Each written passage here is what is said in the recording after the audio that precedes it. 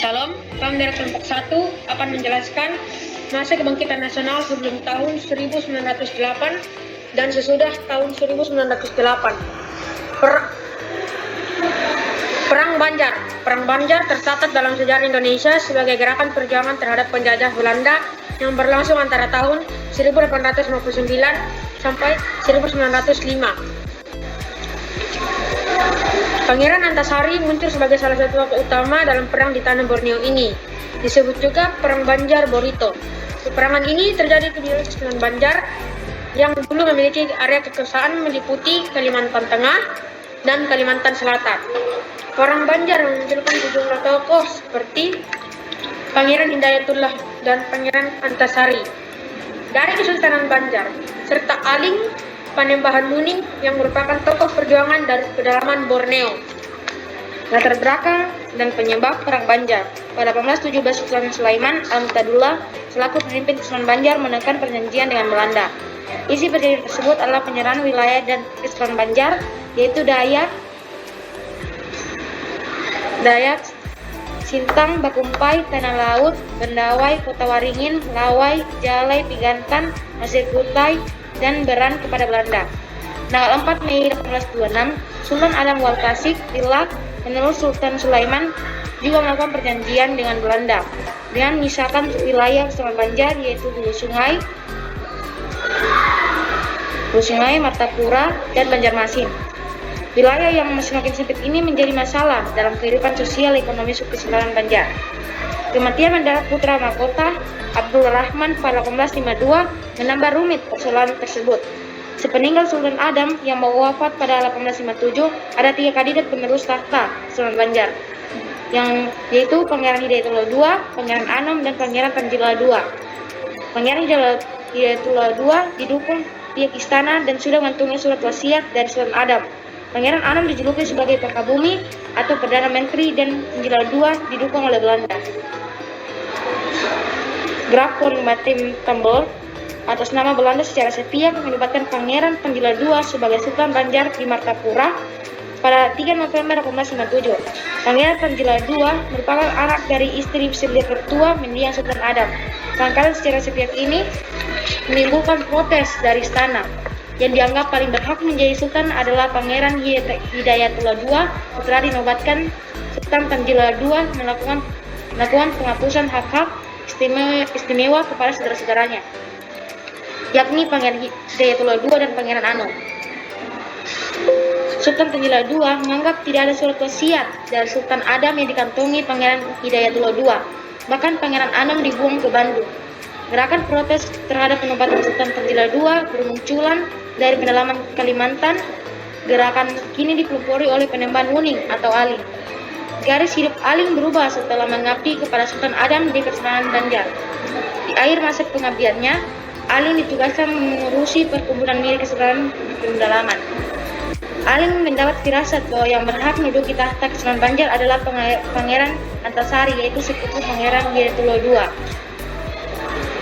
Pangeran Antasari adalah keturunan dari Sultan Mu'tadillah, penguasa Kesultanan Banjar periode 1799 sampai 1791. Aksi yang dipimpin Aling dikenal dengan nama Gerakan Datu Muning, berpusat di Kembayau atau Tambai Mekah, sebuah desa yang berada di tepi Sungai Muning, Kalimantan Selatan.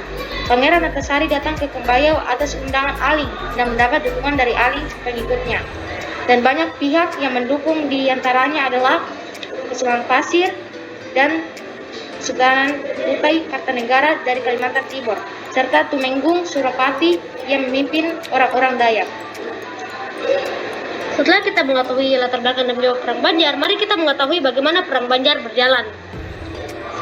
Pada 25 April 1859, pasukan Pangeran Antasari menyerang kawasan tambang batubara di wilayah Pengaron. Dilanjutkan dengan serbuan orang-orang Muning di bawah komando Panembahan Aling dan putranya Sultan Kuning. Pasukan Muning berhasil membakar kawasan tambang dan pemukiman Belanda, dan mereka juga melakukan penyerangan di wilayah perkebunan milik Belanda di Gunung Jabok, Kalangan, dan Bangkal. Rangkaian kejadian inilah yang menjadi pemicu meletusnya Perang Banjar yang dipimpin oleh Pangeran Hidayatullah II dan Pangeran Antasari. Strategi yang mereka terapkan adalah perang gerilya. Pangeran Detula II dan Pangeran Antasari mendirikan pemerintahan di pedalaman dengan dukungan dari orang-orang Banjar dan Dayak.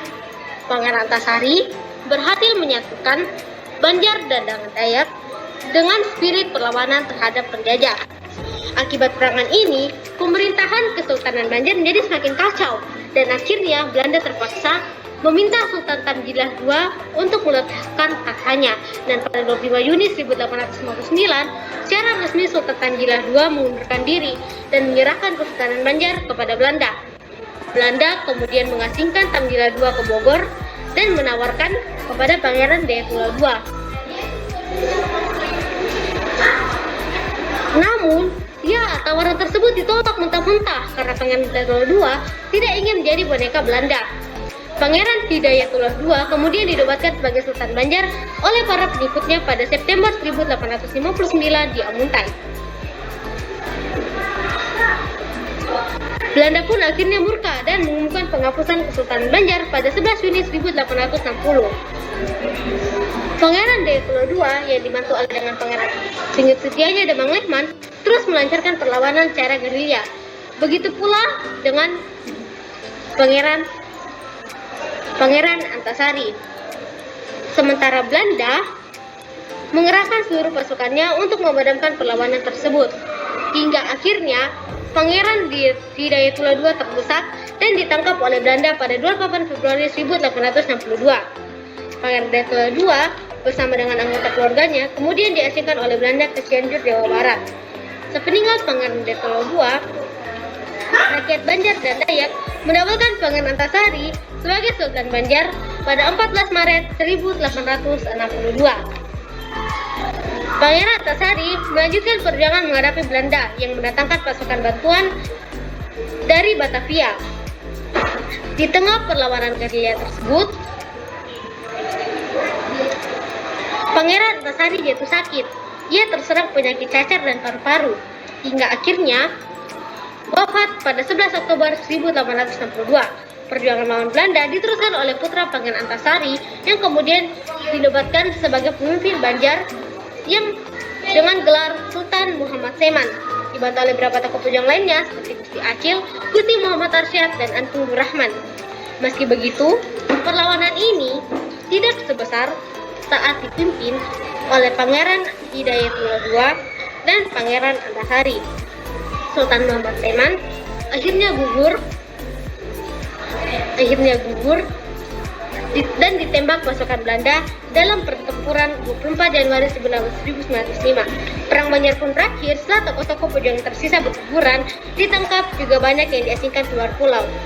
Selanjutnya, wilayah Kesultanan Banjar dikuasai oleh pemerintah kolonial Hindia Belanda. Dari Perang Banjar ini, kita bisa melihat bahwa Pangeran Antasari memiliki sifat pantang menyerah. Dia tidak mau menyerah sedikit pun, walaupun beliau tahu jumlah pasukannya lebih sedikit dari Pangeran pasukannya, tapi dia tidak menyerah. Sifat pantang menyerah inilah yang harus dimiliki oleh setiap generasi penerus bangsa dan juga sebagai anak-anak Tuhan. Sebagaimana tertulis di dalam 2 Tawarik 15 ayat 7 yang berbunyi, kuatkanlah hatimu, jangan lemah semangatmu, karena ada upah bagi usahamu. Kita sebagai anak Tuhan, kita jangan lemah semangat dan jangan menyerah. Karena masih ada Tuhan yang akan selalu menyertai kita, yang akan selalu berjalan menemani setiap kita kemanapun kita pergi. Ulangan 31 ayat 8. Sebab Tuhan dia sendiri akan jalan di depanmu, dia sendiri akan menyertai engkau, dia tidak akan biarkan engkau, dan tidak akan meninggalkan engkau. Janganlah takut dan janganlah takut. Dari perang yang terjadi pada waktu itu, para pahlawan yang tersisa menyadari bahwa berperang sendiri-sendiri itu tidak enak dan malah menyusahkan diri sendiri. Maka dari itu dibuatlah sebuah organisasi pertama yang memperjuangkan cita-cita nasional, yaitu Budiutomo. Budiutomo merupakan organisasi nasional pertama yang memperjuangkan cita-cita nasional yang didirikan oleh Dr. Sutomo dan didorong oleh Dr. Wahidin Soedihorsoodo pada tanggal 5 Oktober 1908. Budiutomo mengadakan kongres pertama di Yogyakarta. Kongres tersebut berhasil menetapkan tujuan organisasi, yaitu kemajuan harmonis antara bangsa dan negara, terutama dalam memajukan pengajaran, pertanian, peternakan, dagang ternak, industri, dan kebudayaan. Besarnya pengaruh pergerakan Budiutomo dalam perjuangan kemerdekaan nasional Indonesia Presiden Soekarno menetapkan hari kelahiran Budi Utomo sebagai Hari Kebangkitan Nasional pada 20 Mei 1908. Berbagai organisasi yang diselenggarakan Kongres Pemuda pertama yang berhasil merumuskan dasar-dasar pemikiran bersama, yaitu cita-cita Indonesia Merdeka merupakan cita-cita semua pemuda Indonesia dan perkumpulan pemuda berdaya upaya menggalang persatuan organisasi pemuda dalam satu wadah. Pada 27-28 Oktober 1928, organisasi kepemudaan melaksanakan Kongres Pemuda kedua. Rapat pertama pada 27 Oktober 1928 di Gedung Katolik Jonglingen, Bonn Watervliet. Pada rapat pertama, Muhammad Yamin menguraikan tentang arti dan hubungan persatuan dan pemuda dengan 5 faktor, yaitu sejarah, bahasa, hukuman adat, pendidikan, dan kemauan. Rapat kedua dilaksanakan pada Minggu 28 Oktober 1928 di Gedung Ostjava Bioskop yang membahas masalah pendidikan. Rapat penutup dilaksanakan di Gedung Indonesia Sis Club de Bau yang membahas pentingnya nasionalisme dan demokrasi. Pada sesi terakhir Kongres Pemuda kedua, Soegondo membacakan hasil perumusan dari Kongres Pemuda kedua dan dijelaskan oleh Soegondo membacakan hasil rumusan dari Kongres Pemuda kedua, yaitu Sumpah Pemuda, dan dijelaskan oleh Muhammad Yamin di dalam peristiwa Sumpah Pemuda yang bersejarah. Diperdengarkan lagu kebangsaan Indonesia untuk yang pertama kali yang diciptakan oleh W.R. Supratman. Segala macam cara telah dipersiapkan. BPU PKI, Badan Penyelidik Usaha-Usaha Persiapan Kemerdekaan Indonesia. Untuk melanjutkan tugas BPU PKI, dibentuklah badan baru yang diberi nama Panitia Persiapan Kemerdekaan Indonesia. Tujuan dibentuknya PPKI adalah untuk melanjutkan tugas BPU PKI, yakni menyegerakan proklamasi kemerdekaan, mempersiapkan pemindahan kekuasaan dan undang-undang yang telah dihasilkan BPKI, serta menyusun Karta Kenegaraan Indonesia. Presiden Soekarno memproklamasikan kemerdekaan negara Indonesia di rumahnya yang berada di Jalan Pamangsaan di Timur, 56 Jakarta.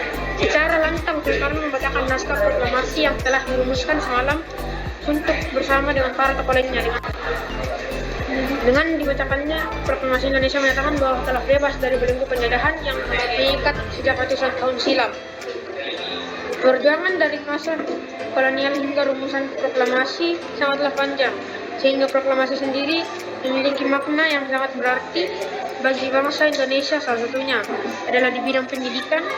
Pendidikan di Indonesia dapat merdeka seutuhnya ketika seluruh rakyat Indonesia, baik wanita maupun pria, baik yang miskin maupun kaya, dapat menempuh standar kualitas. Meskipun sudah merdeka, bukan berarti perjuangan berarti sampai di sini. Kemerdekaan yang telah sampai digapai oleh para pahlawan sudah sepatutnya diisi dengan nilai yang positif, yang sesuai dengan jiwa dan semangat kelima daripada kaum muda. Yang pertama, cinta tanah air. Bagaimanakah kita dapat bukan bahwa kita dapat cinta tanah air? Yang pertama, mengikuti upacara bendera. Kita dapat membuktikan bahwa kita menghargai jasa para pahlawan yang rela berkorban demi meraih kemerdekaan. Hal selanjutnya yang dapat kita lakukan adalah bangga menggunakan produk lokal. Sampai saat ini, masih banyak masyarakat Indonesia yang memilih menggunakan produk luar negeri dibandingkan produk Indonesia.